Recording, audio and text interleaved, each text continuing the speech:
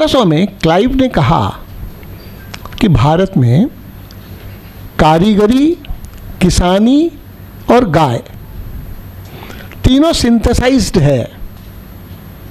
यही ताकत है भारत की, इसको तोड़ो। तो कारीगरी को खेती से अलग किया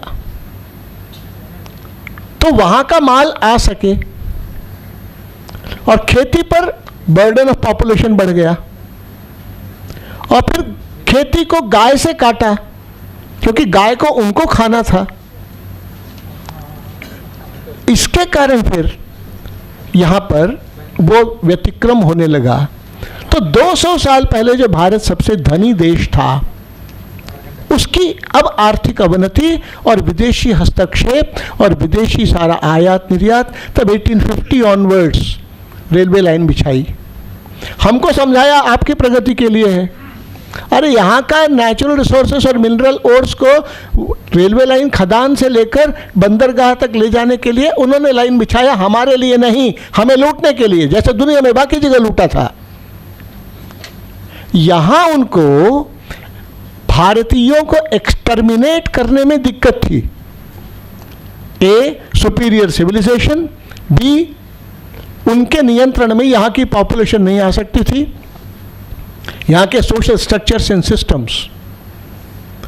इसलिए उन्होंने तय किया कि यहीं पर भारतीयों में से ही जो एलिट सेक्शंस हैं उनको माइंड वॉश करना और उनके माध्यम से अपना हित साधना। ये सारा पैटर्न है जो आप पढ़ेंगे। तो मेरा एक निवेदन था कि इस विषय में एक किताब बनवारी जी ने लिखी, भारतीय इतिहास दृष्टि,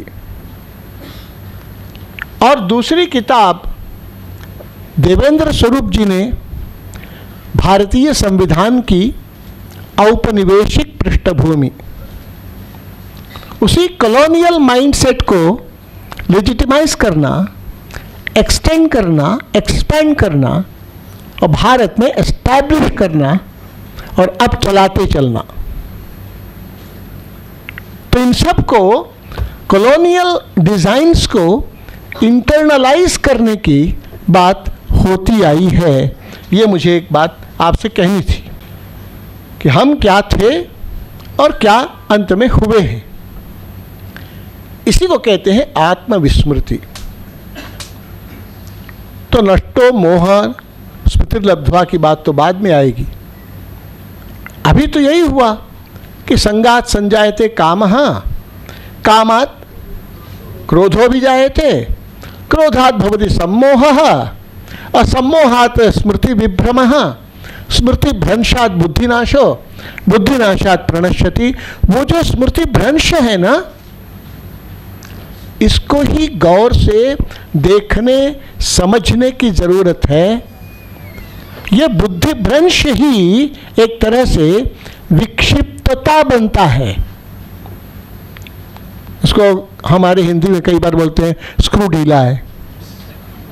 यहां भी कुछ बोलते होंगे, पिच्ची वालों कहते होंगे, कुछ और कहते होंगे। तो कितने एक्सटेंट तक है वो तो अलग बात है, क्योंकि लुनेसी की स्थिति होती है तो वायलेंट होता है कुछ और मेलांकली होता है कुछ। उसके पहले कहा जाता है डिसऑर्डर्स। वो डिसऑर्डर्स में हमारा कौन पराया कौन पता नहीं चलता। डिसऑर्डर्स में कौन क्या व्यवहार करता है पता नहीं चलता। हम खाना खा रहे हैं या क्या खा रहे हैं पता नहीं चलता। वैसा ही हम प्रलाप सुनते हैं, भैया अफजल शहीद है कि हनुमंतप्पा शहीद है, इसमें भी कंफ्यूजन होने लगता है। ऐसे ही कहता है कि अरे पुलिस को हटा दो, हम दिखा देंगे कि 20% पॉपुलेशन क्या होती है। दिखा देंगे, होने तो कोई बात नहीं। ये प्रलाप है, ऐसे ही प्रलाप है। अरे कौन तुमको पूछता है यार, तुम्हारे गर्दन क्या, सिर क्या, 1 किलोमीटर तक भी तुम्हारे इर्द गिर्द छुरी नहीं रखेंगे। तुम बोलो नहीं बोलो उससे क्या फर्क पड़ जाएगा। एक पागल नहीं बोलेगा तो क्या उससे क्या घट जाएगा। इन बातों में रखा पड़ा नहीं है। लेकिन ये क्या है? ये प्रलाप विक्षिप्तता का प्रमाण होता है। और ये सामाजिक विघटन के लिए चाहते न चाहते, जानते न